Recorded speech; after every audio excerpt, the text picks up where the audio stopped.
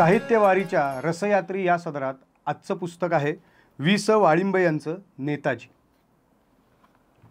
मी सनद स्वीकारणार नाही. सुभाष विचार करू लागला. बाबांना काय सांगायचं, हो की नाही? काहीतरी सांगायला हवंच होतं, आणि तेही लवकरात लवकर. बाबा दुसऱ्या दिवशी कटकला परतणार होते. त्यापूर्वी त्यांना हे कळणं आवश्यक होतं. तसं त्यांनी सुभाषला स्पष्ट बजावलंही होतं. सुभाषच्या मनात आले, आपण ठरवतो एक, पण नियतीला मात्र निराळेच अभिप्रेत असावे. आता हेच पहा ना, खरे तर काही दिवसांपूर्वी स्वतः सुभाषनेच आपणहून बाबांपाशी इंग्लंडला जायचा विषय काढला होता. पण तेव्हा त्यांनी नाही म्हटलं, आणि आज तेच जानकी बाबू सुभाषला इंग्लंडला पाठवायला तयार झाले होते. सुभाषला कळेना बाबांमध्ये हा असा अचानक बदल कशामुळे घडून आला. बाबा सकाळी आल्याचं सुभाषनं पाहिलं होतं, पण त्यावेळी ते आपल्यासाठी आलेले आहेत याची त्याला कल्पना नव्हती. कशी असणार या बाबतीत त्याच्याशी घरातील कोणीही अगोदर बोललेले नव्हते.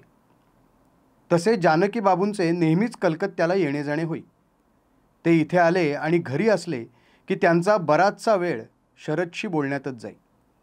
इतर मुलांशी त्यांचे बोलणे होत असे, पण ते जेवढ्याच तेवढे. त्यातून सुभाषची आणि त्यांची भेट तर क्वचितच घडे. बाबा आपल्यावर नाराज आहेत हे त्याला ठाऊक होते, म्हणून बाबा कलकत्त्याला आलेले असले की सुभाष बराचसा वेळ बाहेर काढी. जानकीनाथ बोस म्हणजे कटकमधील नामवंत वकील. तिथल्या पक्षकारांची कलकत्त्याच्या हायकोर्टात काही ना काही कामे निघत, आणि त्यामुळे जानकी बाबूंना इथे वारंवार यावे लागे.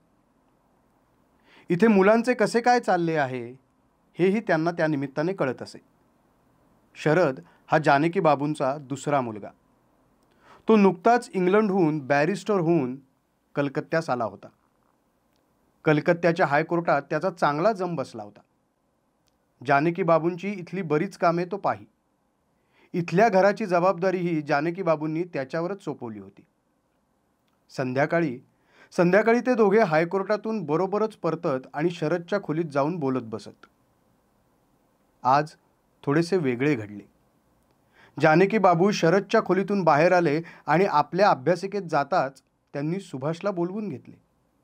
म्हणाले, बस, मला तुझ्याशी थोडं बोलायचं आहे.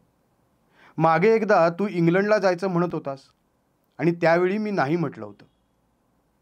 तुला तेव्हा वाईट वाटलं असेल, माझा रागही आला असेल, पण त्यावेळची परिस्थितीच तशी होती. तेव्हा तुला इंग्लंडला धाडणं तुझ्या दृष्टीनं इष्ट ठरलं नसतं.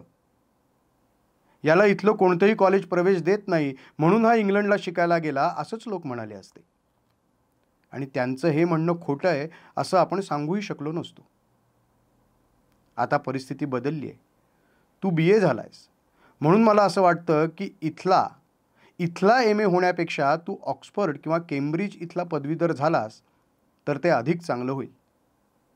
जानकी बाबू सुभाषच्या मनातलंच बोलत होते.